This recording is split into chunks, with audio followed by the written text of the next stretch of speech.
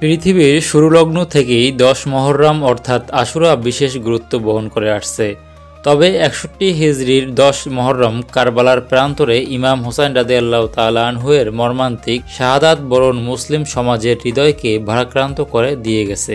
এই মর্মান্তিক ঘটনার সূত্রপাত যেখান থেকে শুরু হয় তা হলো ২০ বছর খলিফা হিসেবে রাষ্ট্র পরিচালনার পর হিজরি ৬০ সালে হযরত মুয়াবিয়ার ইন্তিকাল করেন।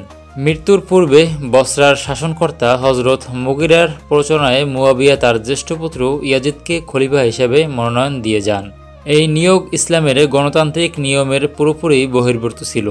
ইয়াজিদ ছিলেন নিষ্ঠুর প্রকৃতির মদ্যপ ধর্মে অবিশ্বাসী এক ব্যক্তি, যার কারণে তৎকালীন মুসলিম বিশ্বের অধিকাংশ মানুষ এটিকে ভালোভাবে মেনে নেয়নি। পক্ষান্তরে মদিনা ও কুফার জনগণ ইমাম হুসাইনকে খলিফা হিসেবে দেখতে চেয়েছে। এরই এক সময় কুফার লক্ষাধিক মানুষ ইমাম হুসাইনকে পত্র প্রেরণ করেন। এই পত্রে তারা দাবি জানান সুন্নাহ পুনরুজ্জীবিত এবং ন্যায় বিচার প্রতিষ্ঠা করতে অবিলম্বে তার দায়িত্ব গ্রহণ করা প্রয়োজন। যদিও এ সময় হযরত ইমাম হুসাইন ইয়াজিদের অত্যাচারে অতিষ্ঠ হয়ে ইরাক থেকে চলে গিয়ে মক্কা মদিনায় অবস্থান করছিলেন। মদিনায় অবস্থানরত সাহাবীগণ এবং ইমাম হুসাইনের আপনজনরা এ সময় ইমামকে কুফায় যেতে বারণ করেন, কারণ তারা আশঙ্কা করছিলেন ইয়াজিদের পক্ষ থেকে বাধা আসলে ইরাকবাসীরা ইমাম হুসাইনের পক্ষ ত্যাগ করবে। কুফাবাসীর ডাকে সাড়া দিয়ে হযরত হুসাইন তার চাচাতো ভাই মুসলিম ইবনে আকিলকে ইরাকের সার্বিক অবস্থা পর্যবেক্ষণের জন্য প্রেরণ করেন আর বলে দেন যদি সে পরিস্থিতি অনুকূল দেখে এবং ইরাকবাসীদের অন্তরকে সুদৃঢ় এবং সুসংহত পায় তাহলে যেন তার কাছে দূত প্রেরণ করে। মুসলিম ইবনে আকিল কুফায় আগমন করার সঙ্গে সঙ্গে ১৮,০০০ কুফাবাসী তার কাছে এসে ইমাম হুসাইনের পক্ষে বাইয়াত গ্রহণ করে এবং তারা শপথ করে বলে অবশ্যই আমরা জানমাল দিয়ে ইমাম হুসাইনকে সাহায্য করব। তখন মুসলিম ইবনে আকিল ইমাম হুসাইনের কাছে পত্র পাঠিয়ে জানালেন যে কুফার পরিস্থিতি সন্তোষজনক, তিনি যেন আগমন করেন। এই সংবাদের ভিত্তিতে ইমাম হুসাইন তার পরিবারের ১৯ জন সদস্য সহ প্রায় ৫০ জন সঙ্গী নিয়ে কুফার উদ্দেশ্যে রওনা হন। এই খবরে ইয়াজিদ উত্তেজিত হয়ে কুফার গভর্নর নোমান ইবনে বশিরকে পদচ্যুত করে ওবায়দুল্লাহ ইবনে জিয়াদকে কুফার দায়িত্ব প্রদান করেন। ইমাম হুসাইন যেন কোনোভাবেই কুফায় প্রবেশ করতে না পারে এই মর্মে নির্দেশও দেন ইয়াজিদ। ওবায়দুল্লাহ বিন জিয়াদ কুফায় পৌঁছে সেখানকার জনগণকে কঠোর হস্তে দমন করে এবং মুসলিম বিন আকিলকে হত্যা করে।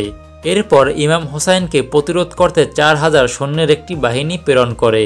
ইবনে জিয়াদের বাহিনী কারবালার প্রান্তরে অবরোধ করলে ইমাম হুসাইন বললেন, আমি তো যুদ্ধ করতে আসিনি, তোমরা আমাকে ডেকেছো বলে আমি এসেছি।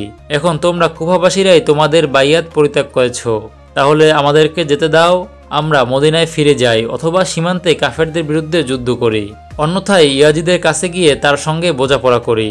কিন্তু হযরত হুসাইনকে নিঃশর্ত আত্মসমর্পণ করতে আদেশ দেয় ইবনে জিয়াদ। ঘৃণা পরে এই আদেশ প্রত্যাখ্যান করেন ইমাম হুসাইন। মুহররমের ১০ তারিখ সকাল থেকে ইবনে জিয়াদের নেতৃত্বে প্রায় ৪,০০০ ইয়াজিদ বাহিনী ইমাম হুসাইনের ওপর আক্রমণ চালাতে থাকে এবং ফোরাত নদী থেকে পানি সংগ্রহের সব পথ বন্ধ করে দেয়। হযরত হুসাইনের শিবিরে শুরু হয় পানির জন্য হাহাকার। হুসাইন সাথীদের নিয়ে বীরত্বের সঙ্গে যুদ্ধ করতে থাকেন। এই যুদ্ধে একমাত্র ছেলে হযরত জাইনুল আবিদিন ছাড়া পরিবারের শিশু, কিশোর, মহিলা সহ সবাই একে একে শাহাদাত বরণ করেন। মৃত্যুর আগ মুহূর্ত পর্যন্ত ইমাম হুসাইন একাই লড়াই চালিয়ে যান। শেষ পর্যন্ত অত্যন্ত নির্মম ও নির্দয়ভাবে ইমাম হুসাইনকে শহীদ করা হয়। সীমার নামক এক পাপিষ্ঠ তার মস্তক দেহ থেকে বিচ্ছিন্ন করে ফেলে। শাহাদাতের পর ইমাম হুসাইন রাদিয়াল্লাহু তাআলা আনহু-এর ছিন্ন মস্তক বর্ষাফলকে বিদ্ধ করে এবং তার পরিবারের জীবিত সদস্যদেরকে দামেস্কি ইয়াজিদের কাছে প্রেরণ করা হয়। ইমামের খণ্ডিত মস্তক দেখে ইয়াজিদ ভীত ও শঙ্কিত হয়ে পড়ে। ইয়াজিদের এই জয়লাভ বেশিদিন টিকে থাকেনি। মাত্র ৪ বছরের মধ্যে ইয়াজিদ মৃত্যুর স্বাদ গ্রহণ করে। এর কয়েকদিনের মধ্যে মৃত্যু হয় ইয়াজিদ পুত্রের। কারবালার এই মর্মান্তিক হত্যার সাথে জড়িত প্রতিটি ব্যক্তি কয়েক বছরের মধ্যেই মুক্তার সাকাফির বাহিনীর হাতে নির্মমভাবে নিহত হয়। এরপর ইয়াজিদের বংশের কেউ শাসন ক্ষমতা লাভ করেনি।